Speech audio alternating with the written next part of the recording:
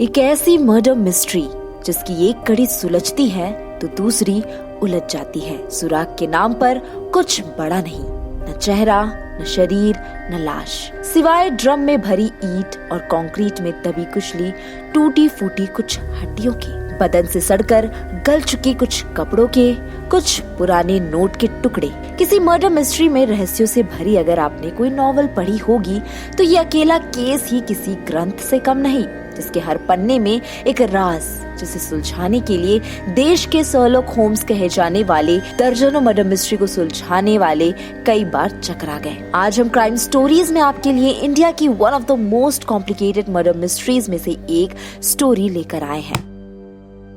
दोस्तों, अगर आप हमारे चैनल में नए हैं तो तुरंत हमारे चैनल को सब्सक्राइब कर ले ताकि हमारी वीडियोस की नोटिफिकेशन आपको सबसे पहले मिल सके। चलिए अब कहानी में आगे बढ़ते हैं। केरल के कोच्चि शहर की एक खूबसूरत झील, लेकिन एक दिन यहाँ से बहुत ही तेज बदबू आ रही थी। वो तारीख थी 7 जनवरी साल 2018। झील के पास नीले रंग का एक प्लास्टिक ड्रम था, उसी से ये तेज बदबू आ रही थी। लेकिन उस ड्रम को देखा गया तो वो पूरी तरह से सीमेंटेड था, पर वहाँ से इंसानी बदबू आ रही थी। वहाँ के मछुआरों ने पुलिस को सूचना दी। पुलिस ने उस ड्रम को तुड़वाया तो उसमें से कोई लाश नहीं मिली, लेकिन बदबू लगातार बढ़ती ही गई। यानी ये तो समझ में आ गया कि इसमें कोई तो लाश जरूर है। तोड़ फोड़ की गई, लेकिन ऐसा कुछ भी नहीं मिला जिससे पता चल सके कि इस ड्रम में कोई लड़का या लड़की है, आदमी है या औरत, क्योंकि न सिर था न पैर। अगर कुछ मिला तो सिर्फ हड्डियों के कुछ ढांचे भी इतने टूटे फूटे थे कि ये जानना मुश्किल कि ये किसके हैं।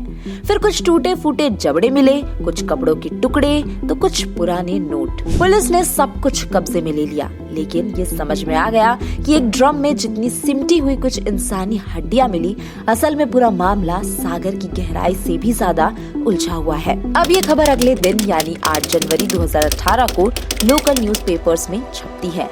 जांच शुरू हुई। केस में सिर्फ कंकाल ही थे, सबूत के नाम पर कुछ नहीं। इसलिए साउथ इंडिया के शर्लॉक होम्स कहे जाने वाले इन्वेस्टिगेशन ऑफिसर सीबी टॉम को ये जिम्मेदारी दी गई। ये बड़ी से बड़ी उलझी हुई मर्डर मिस्ट्री को सुलझाने में माहिर थे। अब ड्रम से इंसानी सबूत के नाम पर जो कुछ मिला था उसका 3 दिनों तक पोस्टमार्टम किया गया। पोस्टमार्टम की जिम्मेदारी भी जाने माने एक्सपर्ट डॉक्टर NK उन्मेष को दी गई। अब ये चेक किया गया कि आखिर ड्रम से क्या क्या मिला है। जाँच में पता चला कि कुछ इंसानी बाल के टुकड़े, कुछ कपड़ों के टुकड़े, 4 इंडियन करेंसी, एक स्क्रू, एक वॉशर, टूटा हुआ जबड़ा। अब बाल के छोटे टुकड़े को देखकर एक्सपर्ट ने अंदाजा लगाया कि ये कम उम्र के ही किसी लड़के या लड़की की लाश हो सकती है। उसकी उम्र 15 से 25 साल के बीच हो सकती है, क्योंकि देखने में हड्डियां भी छोटी लग रही थी। पोस्टमार्टम वाली टीम के किसी एक्सपर्ट ने कहा ये लड़की हो सकती है, क्योंकि बाल की लंबाई करीब 50 सेंटीमीटर थी। ये लंबाई औसत लड़कों के बाल से ज्यादा है, लेकिन फिर ये तय हुआ कि कई लड़के भी तो लंबे बाल रखते हैं। ऐसे कुल मिलाकर ये तय ही नहीं हो पा रहा था कि आखिर ये लड़का है या लड़की। अभी साइंटिफिक रिपोर्ट आने में कई दिन लगने वाले थे। जांच अधिकारी सीबी टॉम ने जांच की।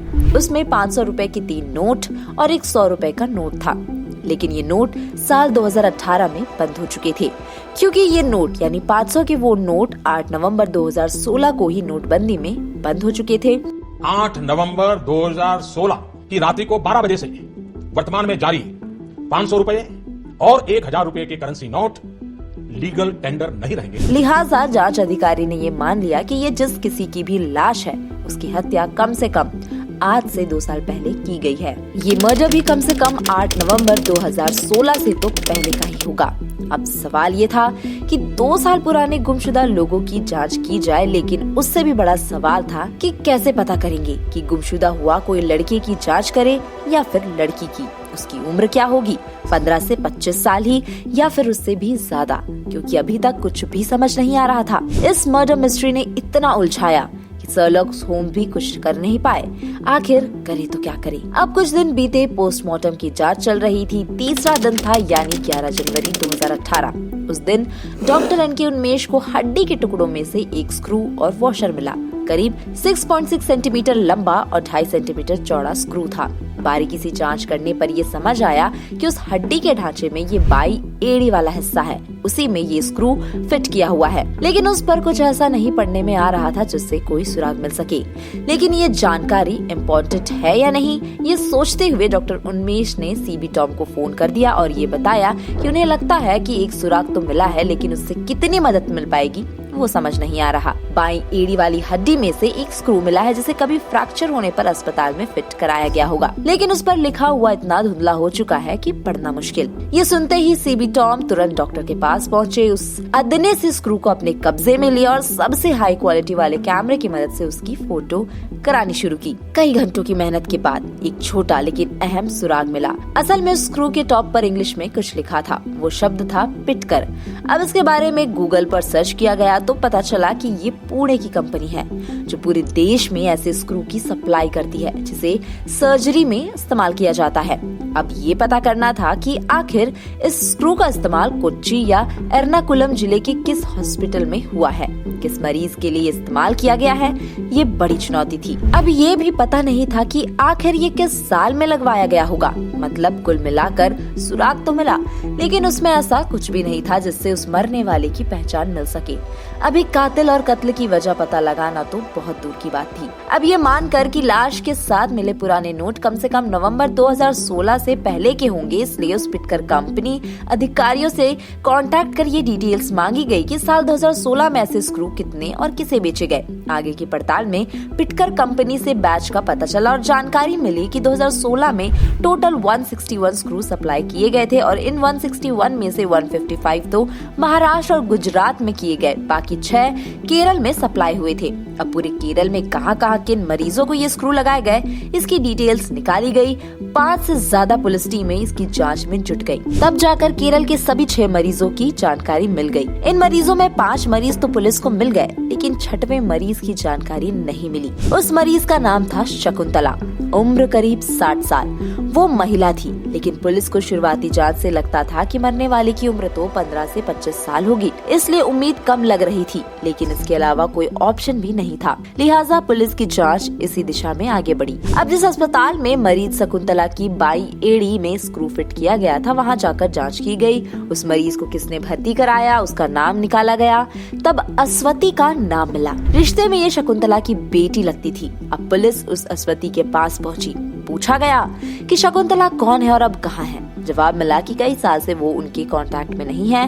पुलिस ने सवाल पूछा कि आखिर कब से, मतलब कितने साल से। अस्वती ने बताया कि आखिरी बार उसकी मुलाकात 19 सितंबर 2016 को हुई थी। उसके कुछ दिन बाद वो शकुंतला यानी अपनी माँ से मिलने गई तो वो दिल्ली जा चुकी थी, लेकिन उसके बाद कभी कोई कांटेक्ट नहीं हुआ। अब लगता है कि वो कहीं गायब है। इस बारे में पुलिस ने सवाल पूछा कि आखिर उनकी गुमशुदा होने की रिपोर्ट क्यों नहीं दर्ज कराई गई।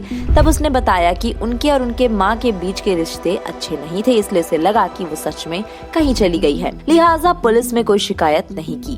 अब पुलिस को काफी हद तक लग गया कि उस नीले ड्रम में जिसकी भी लाश थी वो शकुंतला की हो सकती है, लेकिन अभी भी पुख्ता सबूत नहीं मिला। अब पुलिस ने लेफ्ट एंकल में लगी स्क्रू के बारे में जानकारी मांगी तो पता चला कि 1 सितंबर 2016 को किसी ट्रक वाले ने उसकी मां शकुंतला की स्कूटी में टक्कर मार दी थी, जिससे वो काफी चोटिल हुई। उनका बायां पैर फ्रैक्चर हो गया और उसी इलाज के दौरान अस्पताल में बाईं एड़ी में स्क्रू फिट किया गया। ये सब कुछ कोच्चि के वेकेएम हॉस्पिटल में हुआ था। चूँकि उसी अस्पताल से शकुंतला और उसकी बेटी अस्वती की डिटेल मिली थी, इसलिए काफी हद तक ये समझ में आ गया कि मरने वाली शकुंतला ही है। लेकिन फिर भी सबूत के तौर पर बेटी अस्वती का डीएनए सैंपल लेकर जांच कराने के लिए भेजा गया। अब सवाल ये था कि अगर ये शकुंतला है तो उसका मर्डर क्यों किया गया, किसने मर्डर किया और उसके पीछे का रीजन क्या है। सवाल ये भी था कि बेटी और माँ में ऐसा क्या रिश्ता था कि उसे 2 साल में भी कभी कोई चिंता ही नहीं हुई। लिहाजा पुलिस ने अस्वती की पूरी डिटेल निकाली, साथ ही शकुंतला का बैकग्राउंड खंगाला। पूरी कहानी उलझी हुई मिली, लेकिन जब उसे सुलझाया गया तब मर्डर, कातिल और कत्ल की वजह सबके सामने आई। पहले पुलिस ने अस्वती की डिटेल निकाली तो पता चला कि वो सुधीर नाम के एक लड़के से प्यार करती थी, लेकिन शकुंतला इस रिश्ते के काफी खिलाफ थी। वो नहीं चाहती थी कि बेटी अस्वती उस लड़के से शादी करे। इस वजह से कई साल पहले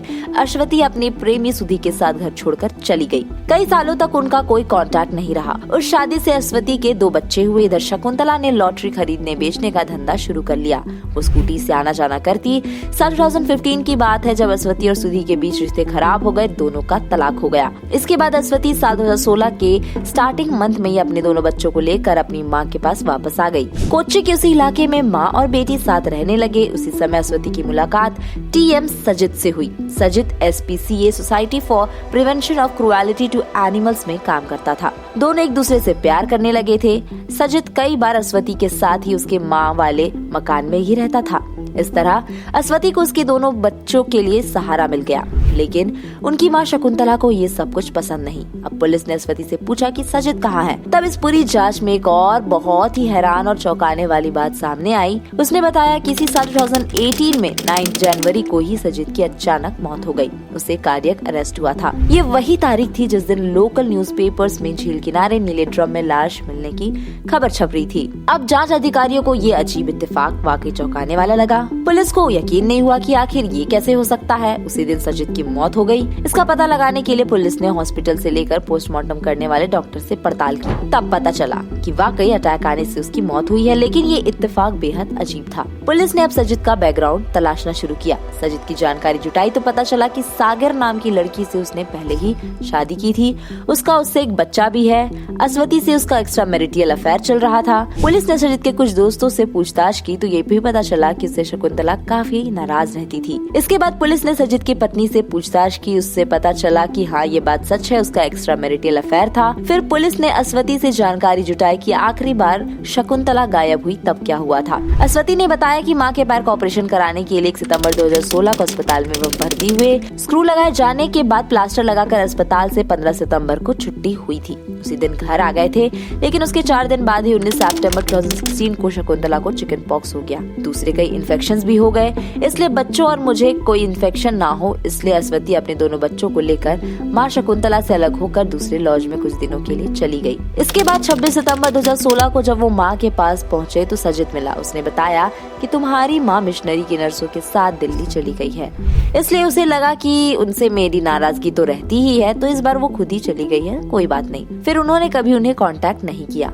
अब पुलिस 19 से 26 सितंबर 2016 के बीच वो नीला ड्रम कहां से खरीदा गया था, किसने खरीदा था, ये सब कुछ जांचने लगी। सजित के कुछ दोस्तों के बारे में जानकारी मिली। पुलिस ने सजित के करीबी दोस्त सुरेश को हिरासत में लेकर पूछताछ की। तब जाकर इस मर्डर मिस्ट्री से पर्दा उठा। सुरेश ने पुलिस को बताया कि असल में जिसकी लाश मिली है वो शकुंतला ही है। उनकी हत्या सजित नहीं की थी। हत्या करने के पीछे का कारण भी उसने बताया। पता चला कि शकुंतला को पता चल गया था कि सजित पहले से ही शादीशुदा था और वो अस्वती को धोखा दे रहा था। इस बारे में वो बार बार उसे धमकी देती कि इस बारे में वो बेटी को पूरी बात बता देगी। 19 सितंबर 2016 को जब अस्वती घर से बाहर दूसरे लॉज में चली गई, उसी के बाद सजित ने अपने दोस्तों के साथ मिलकर हत्या की साजिश रची। बकायदा इसके लिए उसने एक दोस्त के जरिए प्लास्टिक वाला ड्रम खरीदा। 19 से 25 सितंबर 2016 के बीच में ही शकुंतला की हत्या की और उसकी लाश को ड्रम में डालकर उसमें पहले गोबर और दूसरी चीजें भरी। इसके बाद उसमें कंक्रीट ईंट डालकर सीमेंट डाल दिया, जिससे लाश का पता ही न चले।